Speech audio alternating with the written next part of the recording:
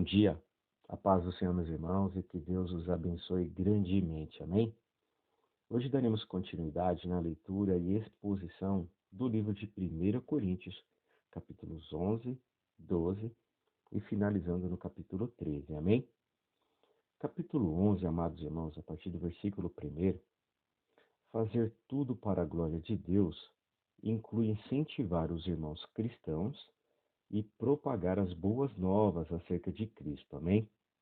E Paulo fez isso quando se recusou a escandalizar judeus, gregos ou a Igreja de Deus, ainda que para isso sua liberdade tivesse de ser restrita.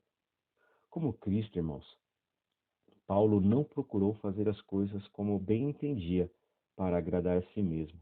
Pelo contrário, ele desejava ajudar os outros. E esse deve ser o nosso desejo também. Amém? No versículo 2, e louvo-os, aqui é uma expressão que reflete o verdadeiro apreço da parte de Paulo. Os coríntios haviam cometido muitos erros, mas não estavam totalmente corrompidos, pois tinham seguido as instruções do apóstolo em determinadas áreas. Nos versos 5 a 6, aqui nós vemos a expressão toda mulher que ora ou profetiza. As mulheres, irmãos, obviamente, tinham uma permissão para orar e profetizar na congregação em Corinto, porque não teria sentido Paulo dar instruções para algo que elas não tinham permissão para fazer. Amém?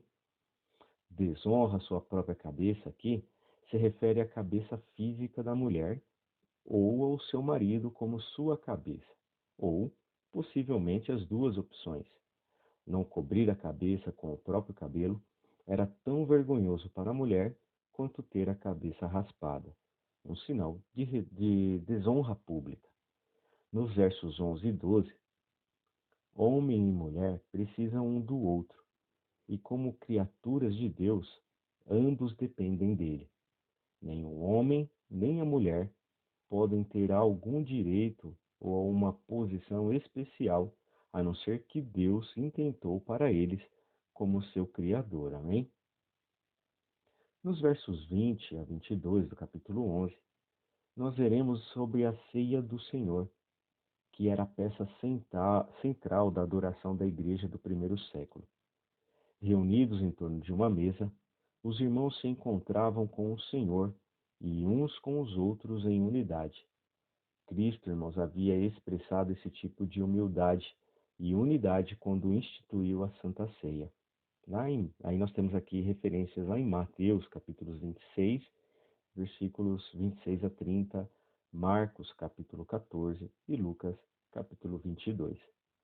Os cristãos, irmãos coríntios, estavam tomando antecipadamente a sua própria ceia, violando o espírito e o propósito da refeição. Ao agirem assim, eles mostravam desprezo pela Igreja de Deus e envergonhavam aqueles que nada têm. No versículo 21 do capítulo 11, porque comendo, um tem fome e o outro embriaga-se.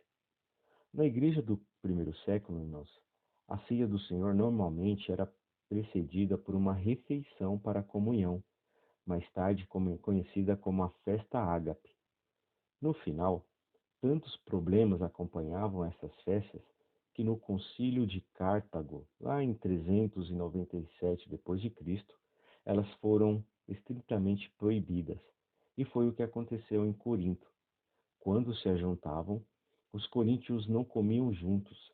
Consequentemente, isso não podia ser chamado de comunhão, amém? E o comportamento deles desonravam tanto o Senhor que a reunião dificilmente poderia ser chamada, de Santa Ceia. Alguns, na verdade, ficavam embriagados. Versículos 22 a 25, a expressão "eu recebi do Senhor", que lindo, irmãos, se refere à revelação que Paulo recebeu de Cristo sobre o significado da morte e da ressurreição do Senhor, representando pelos elementos da Santa Ceia, simbolismo que Paulo ensinou aos irmãos, explicando-os novamente. Versos 24 e 25. tomai, comei, partido, são palavras, irmãos, omitidas nos melhores manuscritos. Isto é o meu corpo.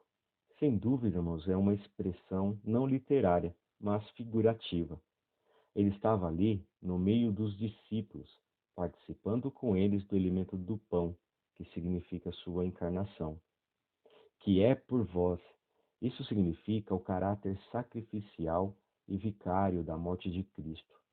Ele é relembrado nesta mesa, não como um grande exemplo ou mestre, ou mesmo um profeta, mas como o Cordeiro de Deus que tira o pecado do mundo. Fazei isso todas as vezes que beberdes em memórias de mim. Contrastando, irmãos, com a reunião muitas vezes é, negligente dos cristãos coríntios em sua chamada Festa do Amor. Jesus pediu aos seus discípulos: lembrai-vos de mim, e era o que eles não estavam fazendo. Versículos 27 a 29 do capítulo 11. Indignamente, irmão, se refere ao modo como uma pessoa participa da Santa Ceia do Senhor. Os coríntios estavam transformando a refeição em um momento para exagerarem na comida e se embriagarem, em vez de fazerem daquela ocasião um tempo para refletirem na morte e na ressurreição de Jesus Cristo. Versículos 31 e 32.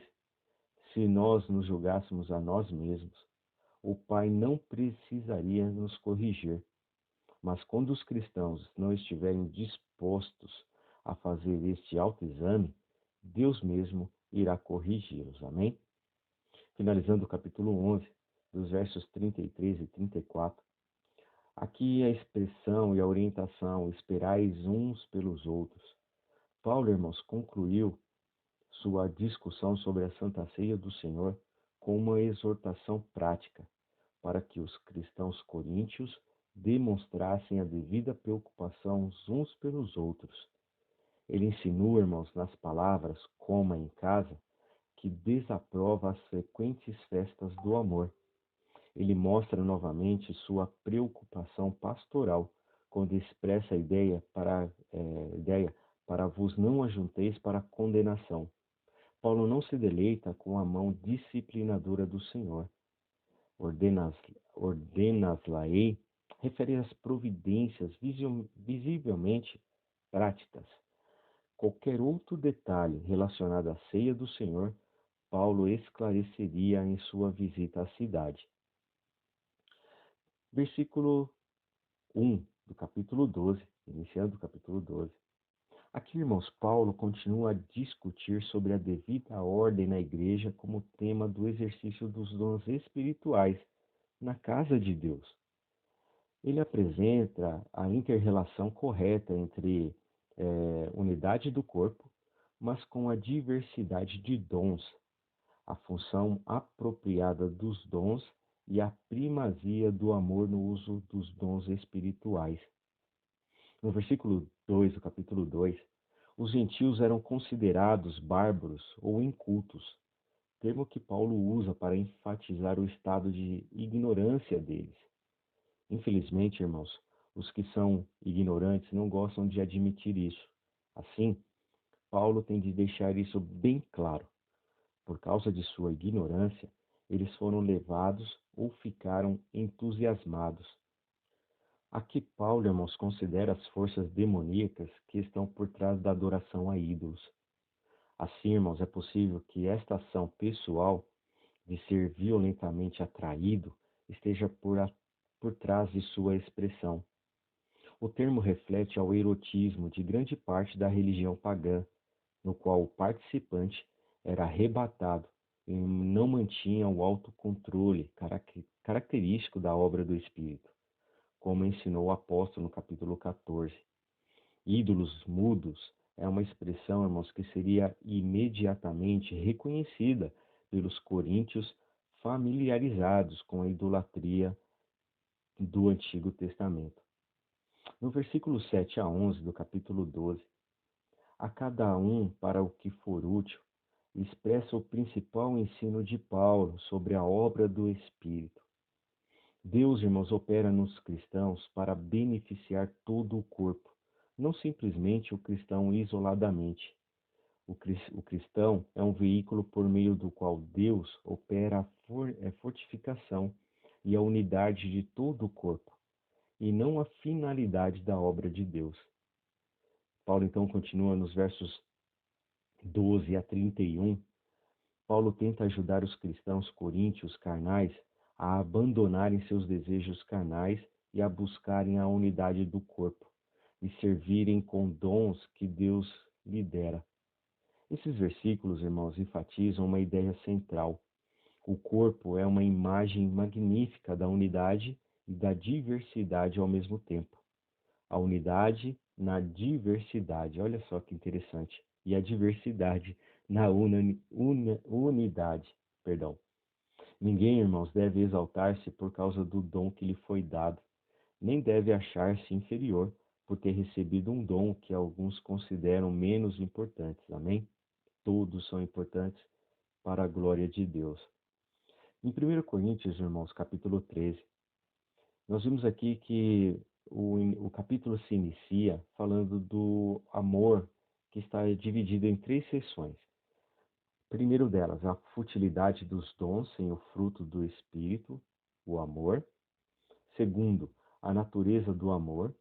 E terceiro, o caráter eterno do amor em contraste com a temporalidade dos dons. O dom de profecia, irmãos, todos os ministérios e toda a ciência e toda a fé. Os três aparecem na lista do capítulo 12. Usados sem amor, esses dons não têm valor. Amém? No versículo 3, distribuísse toda a minha fortuna. Aqui, irmãos, as pessoas podem fazer as obras de caridade sem a motivação correta. O meu corpo para ser queimado. Com esta imagem, Paulo usou uma hipérbole para mostrar que os dons não têm valor sem amor. Os dons são madeira, feno, palha, perante o tribunal de Cristo. Amém? Nos versículos 4 a 7, agora Paulo deixa de lado a superioridade do fruto do Espírito, a caridade ou o amor, e avança para características importantes dele. A caridade, irmãos, é sofredora, ou tolera pessoas de quem é fácil desistir. E benigna, ou seja, trata bem as pessoas que nos trataram mal. A caridade, irmãos, não é invejosa, não trata com leviandade, nem se ensoberbece. Promover-se a si mesmo foi uma praga que contaminou Corinto e que nos desafia hoje. Portar-se com indecência significa agir de um modo injusto ou impróprio, como discutiu Paulo em 1 Coríntios capítulo 7, versículo 36, no qual nós já vimos. Busca os seus interesses. Uma pessoa que ama, irmão, se dispõe a pôr de lado seus próprios planos ou direitos pelo bem do outro. Não se irrita, se refere a não se exasperar, nem ser excessivamente, melindroso com os outros. Quer dizer, irmãos, não irar-se facilmente. Não suspeita mal. Quando amamos uma pessoa, irmãos, não imaginamos de imediato nada de mal da parte dela. Além disso, sem entendermos que suspeitar ou pensar como um termo que sugere prestar contas, o texto significa, irmãos, que não fazemos um registro nem um relatório das maldades que nos são feitas. Não folga com a justiça, mas folga com a verdade. Amém. O amor, irmãos, não tem prazer no mal, de forma alguma. Quem ama não se alegra diante da queda de um irmão ou de uma irmã. Pelo contrário, o amor tem prazer em tudo o que expresse o Evangelho, tanto em palavras como em obras. Tudo sofre, crê, espera, tudo suporta. O significado, irmãos, literal da palavra usada para suportar é apoiar.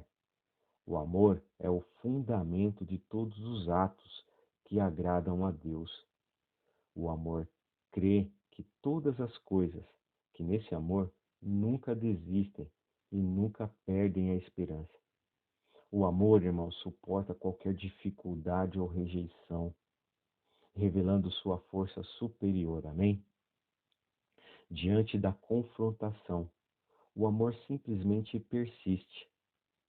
Amar, irmãos, é o grande mandamento, e nenhuma outra força promove mais justiça do que o amor. Amém? Capítulo 13, entre os versículos 8 e 10, essa terceira seção do capítulo 13, irmãos, passa da natureza do amor para seu caráter permanente. Ou seja, iniciamos com a caridade nunca falha. Aqui, irmãos, consiste a afirmação que contrasta com os dons de graça, que, na melhor das hipóteses, são transitórios. Ou seja, um dia todos os dons não serão mais necessários, mas o amor continuará para sempre. Profecias, língua, ciência. Paulo concentra-se, irmãos, em 3 dos 16 dons para mostrar que todos eles são temporários. Profecias serão aniquiladas. A palavra traduzida por aniquiladas aqui está na voz passiva. A tradução literal é as profecias serão interrompidas. Línguas cessarão. A ciência desaparecerá, ou seja, será suspensa. Profecia e ciência, irmãos, que estão entre os 12 dons do corpo para edificação. Eles, irmãos, com todos os dons do capítulo 12, servem ao corpo de Cristo, mas somente por ora. Conhecemos em parte, profetizamos em parte. Esses dons, irmãos, são considerados em parte porque continuarão até quando vier o que é perfeito, ou seja, o completo. A perfeição, irmãos, que em vista aqui tem sido interpretada de maneiras muito diferentes. Primeiro, o fim da era apostólica, na qual as doutrinas centrais da igreja foram reveladas e ensinadas.